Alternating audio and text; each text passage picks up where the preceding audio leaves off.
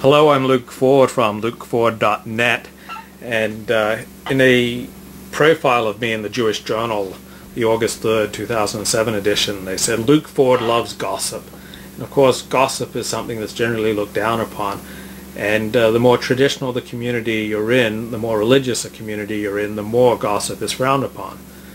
And every religion, every moral system of which I'm aware, condemns gossip, though probably none do it in as minute and exacting detail as Judaism.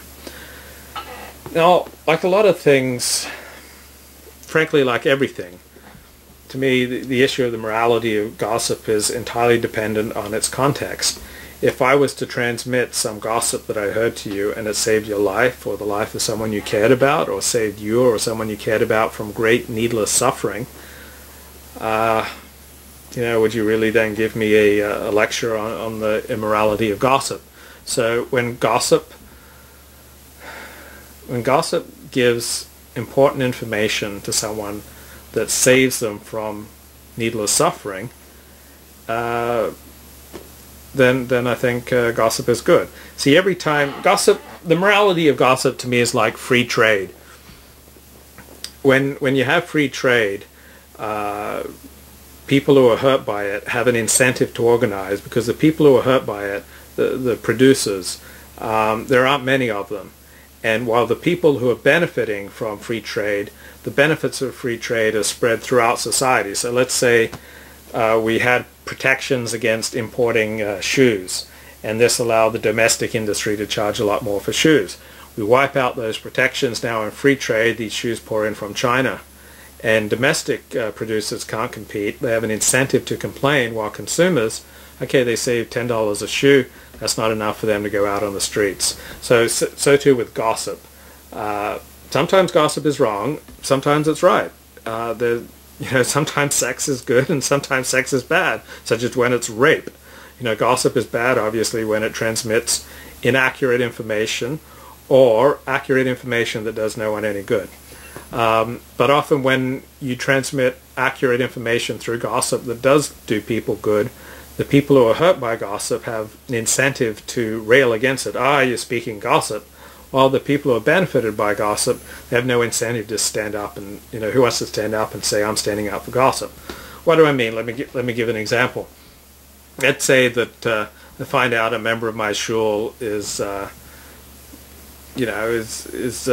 very financially shaky and does a lot of questionable things financially, and you're about to go into business with him.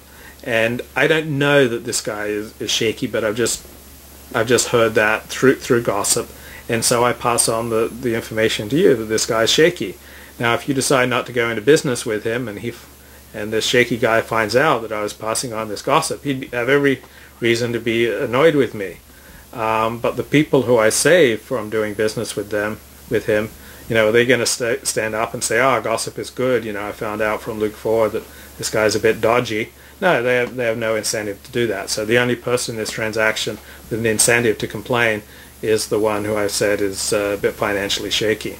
So it's generally taken for granted by elevated individuals that gossip is bad, and gossip undoubtedly, can destroy friendships, marriages, business partnerships. Sometimes it causes people to kill themselves or others. Much of the time, though, the blame that goes for gossip, I really think it should be directed more on the people who act badly. Such people will blame gossip for holding them morally accountable for their behavior. So if you want to know more about this, check out my essay, Is Gossip Good? And just put in, is gossip good, and my name, Luke Ford, and you'll find that essay on lukeford.net. For instance, if a man cheats on his wife, sometimes it's wrong to gossip about it, and sometimes it's right. Someone's cheating on his wife publicly.